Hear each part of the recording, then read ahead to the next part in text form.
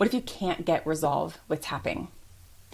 There's two ways that I like to say people get in the way of their own work. One is shutting something back down or dismissing it when it comes up.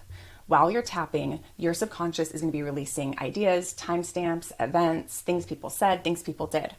If you ignore those all together, you're not going to get to the root of the problem and resolve your issue because your brain gave you the information and you just ignored it. Those are the things you need to be mindful of and then bring those into your tapping time. If you don't know if something's important or not, go ahead and jot it down. This is why we love pen and paper right now. The second time that we can get in the way of our own work is when something pops up and you say, oh, that wasn't that big of a deal. I was 6 years old and it was so long ago.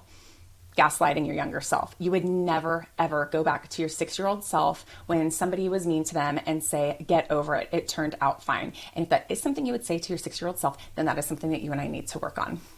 Anything that pops up and you think, that doesn't make sense. I don't know what that has to do with this. I don't feel like that's that big of a deal.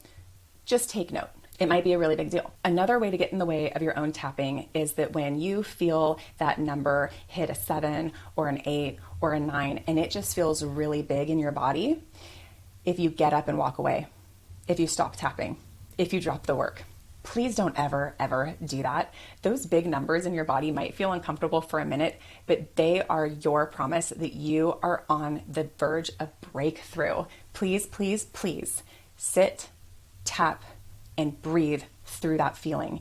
It will move.